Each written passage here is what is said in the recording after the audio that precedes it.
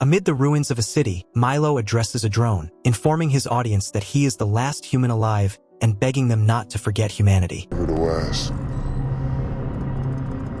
He then glances at a mark on his hand Strike my first statement. and remembers how everything began. The year is 2016. The world is beset by wars, poverty, and systemic decay. In New York, a young, wheelchair-bound Milo studies to become an astrophysicist. On a farm in Missouri, a man named Ricky loses his phone signal, unaware of a plane making an emergency landing nearby. This is part of a worldwide event where machines simultaneously fail. Cell signals are jammed and planes are forced to land where they can, causing widespread panic in the cities. The sky fogs over before a fleet of immense spaceships appears, blocking the sun. As the military prepares and the media fuels public panic, citizens start experiencing strange visions of their deceased loved ones. These illusions are engineered by Kal-El, the alien supervisor for Earth from the race known as the Overlords. He explains their purpose is to end suffering, injustice, hunger, and sickness, establishing a new version of Earth called Utopia. In the days that follow, the aliens fulfill their promise as wars around the world cease. Shocked reporters document former enemies dropping their weapons and joining hands. This development displeases people in power, for whom war has always been a lucrative business. In Missouri, as his neighbors worry about what to do, Ricky advises patience, pointing out that the aliens have only been helpful and their arrival does not seem like an invasion. Later that evening, Ricky and his wife Ellie witness the appliances in their house go haywire. The house starts shaking, prompting the couple to take their dog and hide in the cellar. A light then glows around the house,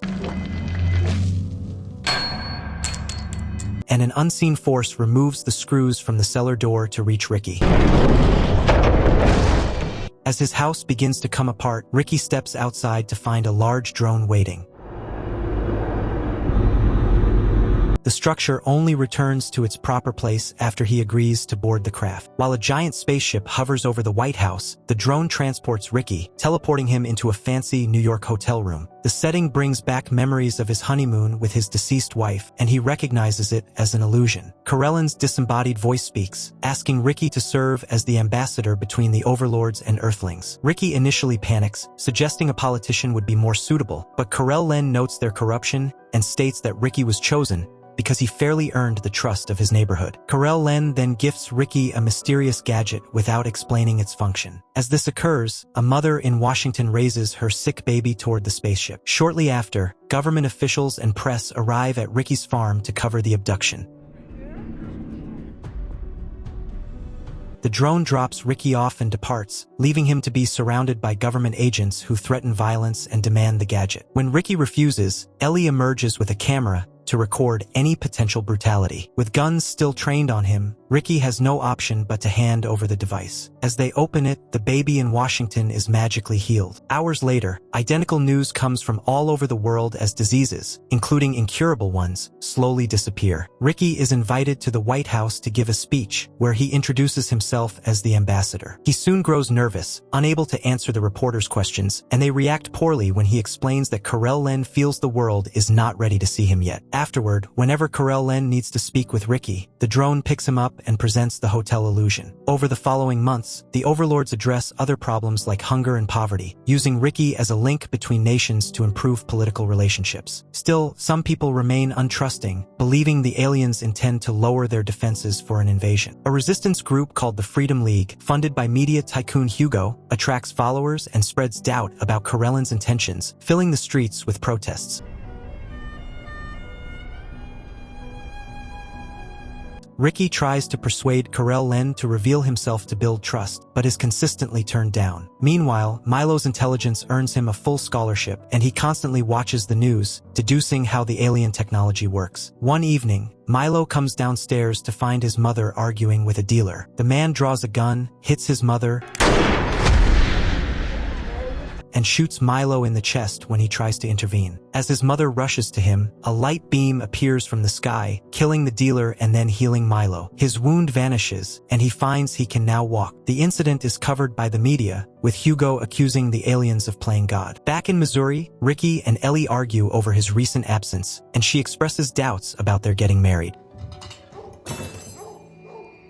Suddenly, Ricky hears his dog barking and goes outside to investigate, where he is knocked out and disappears. He awakens in a van, having been kidnapped by the Freedom League. After a night in a cell at a remote base, he is taken to see Hugo, who reveals his plan to take power back by destroying all the good things the overlords have provided. Unknown to Hugo, Karel-Len is secretly broadcasting the meeting to the world. Ricky refuses to assist the awful plan, prompting Hugo to order his men to kill him. Just as a bullet is about to hit Ricky, the aliens freeze time, interrupting the broadcast. The drone arrives to collect Ricky, taking him back to the illusion where his dead wife waits. He resists the temptation to stay and returns to the farm with Ellie. The next day, Ricky argues with Karel-Len, questioning why the omniscient aliens allowed the kidnapping. Karel-Len explains it was a calculated plan to disgrace the now-disbanding Freedom League. He then informs Ricky that the first stage is over and fires him. Desperate for answers, Ricky snaps a picture of the mirror Karel-Len hides behind before being returned to the farm. He and Ellie look at the photograph and agree Karel-Len is right to hide his face. As they plan their wedding, some religious groups continue to reject the aliens. Reporters announce Hugo has taken his own life, and Milo resolves to study hard to become the first person to visit the aliens' planet. A decade later, Milo has graduated from MIT and works as an astrophysicist for the World Federation, the new unified government. Ricky and Ellie are happily married but cannot have children. Earth is a world of peace and prosperity. With his goals achieved, Karel-Len decides to reveal himself at a large stadium event. When his spaceship lands, two children rush to greet him. To everyone's shock, Karel-Len looks exactly like the devil. Though some are disturbed, life continues as usual. Years pass, and Earth becomes a perfect paradise under the Overlord's watch, with renewable energy, peace, and health. Milo, however, worries about the future as scientific inquiry dies out. When space programs are terminated, he loses his job and accepts an offer at a research facility in Africa, where he gets along well with a colleague named Rachel. One night, Ricky wakes to find the alien light outside again. He follows it to the toolshed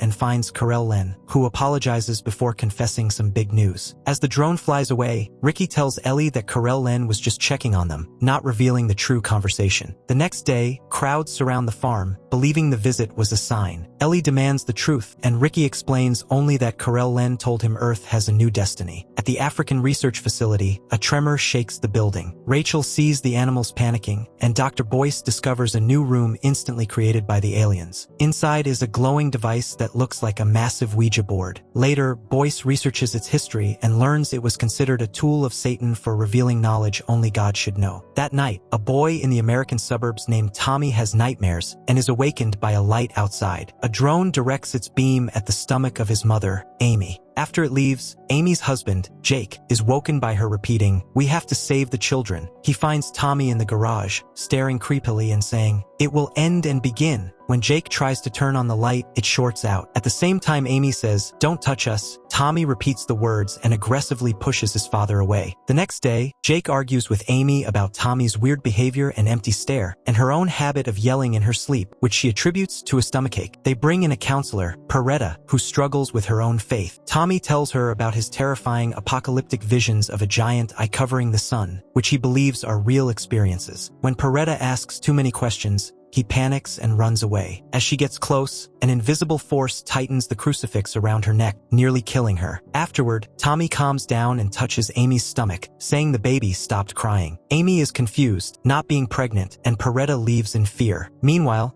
Milo informs Boyce that lab and wild animals are exhibiting creepy behavior with glowing green eyes, but Boyce is only concerned with getting an invitation to the Overlord's planet. At the farm, Ricky feels a persistent pain in his arm. When he goes outside to tell the crowds asking for news to leave, the veins in his arm turn red and he suffers a stroke.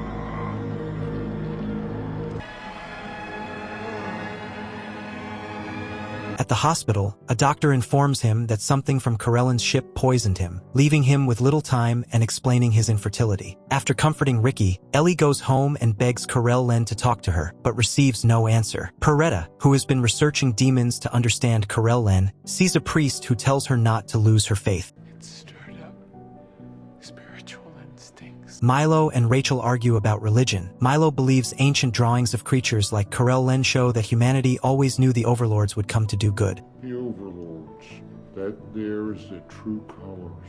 For months later, Amy discovers she is pregnant. As she thinks of names, Tommy says her final choice, Jennifer, aloud before she can. That evening, Peretta prays outside their house. When the alien drone appears, she raises her crucifix, and it retreats.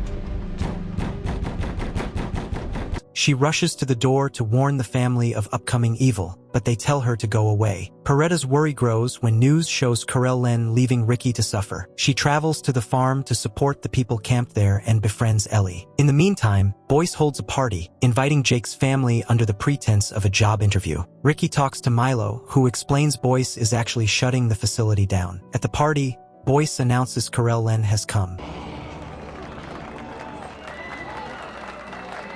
They explain they have been shipping animals to a zoo on Corel-Len's home planet. Milo asks Corel-Len why he killed scientific curiosity, and Corel-Len replies that obsessing over science brought humans too close to powers they couldn't control. Afterward, Boyce and Corel-Len take Amy to the chamber with the Ouija board. Step up onto the platform. When she places her hand on it, Corel-Len communicates with the entity inside her, using it to blast a light beam symbol into the sky. Jake looks for Tommy, who doesn't want to leave. In the chamber, Boyce's nose bleeds as Corel-Len tells the creature inside Amy it can't be a child or save anyone. Boyce, worried about Amy's pain, reaches for her just as Jake reaches for his son. Both Amy and Tommy say, "Don't touch us," and push the men away. Amy enters a trance, using the board to guide the light, while Tommy runs to the roof, announces Jennifer is awake, and falls. Jake rushes to his son, finding him hovering above the ground. Tommy reveals he is afraid of Jennifer because she is too strong. The family leaves the party, and on the way back, Amy suffers from unbearable stomach pain. Milo, realizing the light beams are an alphabet, draws the symbol and later, with Rachel, identifies it on a star chart as the Carina system, the Overlord homeworld. The excitement leads them to kiss. The next day, Corel-Len visits Ricky and Ellie with a rare medicine to heal him. Peretta bursts in, calling Corel-Len a liar. Prophet's sick. They can't have children. This forces Corel-Len to confess he intentionally sterilized Ricky out of kindness, as Earth's days were numbered and it is harder for people with children. While Ellie yells, Peretta grabs a shotgun and shoots Corel-Len. Feeling guilty, Ricky injects Corel-Len with the medicine, curing him. Never take away my faith. Corel-Len tells a crying Peretta her faith is useless against what is coming. Later, Peretta sees a ghost of her mother and follows it, falling from a balcony to her death. Boyce realizes Corel-Len is making a new arc. At the hospital, Amy gives birth to Jennifer, whose eyes glow green. For years later, the children of this generation are stronger, having grown up in a utopia. Milo, now dating Rachel, studies the new children, who are being born with psychic powers used for kitty things. Ricky is still alive thanks to chips connected to his arm but is in constant pain. A resistance is forming in New Athens, inviting people to join them before an unspecified end. One night, Corel-Len visits Ricky, telling him what will happen and offering to spare him if he leaves, but Ricky declines. The next day, Milo and Rachel see kids in a park acting strangely. Suddenly, children worldwide fall into a trance, raising their hands and chanting Jennifer's name. Older kids appear at Tommy's house, looking for their leader. Milo realizes the children are connected and calls Jake, while Tommy explains Jennifer shows them visions of new worlds. Jake tries to send the kids away, but they ignore him as more arrive. Amy checks on Jennifer, who says there is no need to be afraid and uses her powers to talk directly into the children's minds. Jake decides to move the family to New Athens.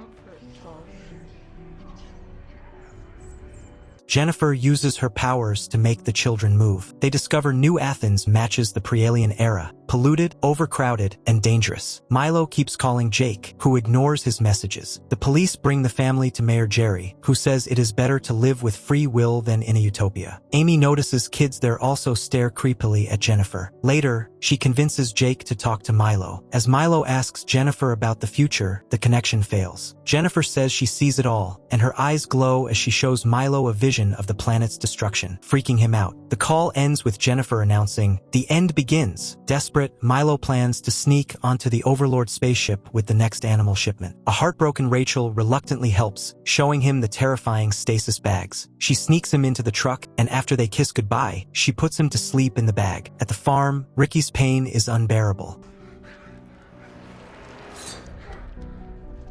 Ellie is devastated to hear him say his dead wife's name. The room changes into the hotel illusion again. He lives through old memories until he hears Ellie's voice on the radio. The memory of his wife dying of cancer shatters the illusion, and Corel-Len appears. Ricky refuses the offer to stay forever, saying it isn't real and that Ellie taught him to love again. He asks Corel-Len to bury the room and returns to Ellie. Sometime later at a cinema, Jennifer interrupts the movie, announcing, "It's time." Corel-Len addresses Earth one last time, explaining they will evolve into a higher consciousness and die soon. The children will leave to become superhuman, and no more children will be born on Earth. Pregnant women realize they have lost their babies, and children float into the sky, ignoring their parents' pleas. Tommy stays behind briefly. The family finds Jerry in a cemetery church, drunk, having activated a bomb to blow up New Athens. We wrote books, we mapped the cosmos. While Jake fails to reason with him, Tommy explains he only stayed to say goodbye and must now join his sister. As Tommy floats up, Amy stops Jake from canceling the bomb, agreeing their time is over. Nelson Mandela, they keep fighting. We'll fight. The couple holds hands as the bomb destroys New Athens. Nearby, Jennifer is on a mountain, sending a beam of light into the clouds as she absorbs Earth's energy.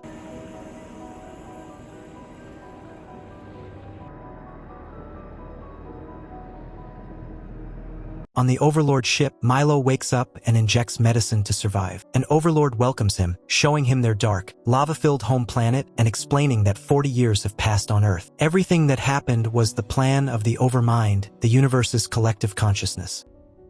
You really want this? The alien takes Milo to see the Overmind, Overmind.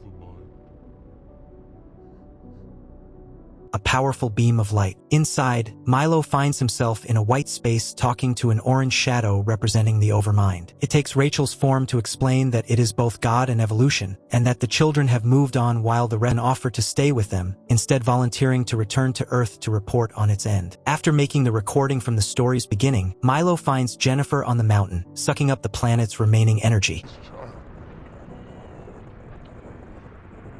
As the ground cracks, he begs Corel-Len to save one memento of human culture. The Overlords play his memories for him, letting him relive precious feelings. For a brief moment, Milo is happy again. Just before the planet explodes, leaving nothing. And with that, the series comes to a close. So, if you enjoyed this recap, what are you waiting for? Hit that like button and subscribe. Love you all for sticking around till the end.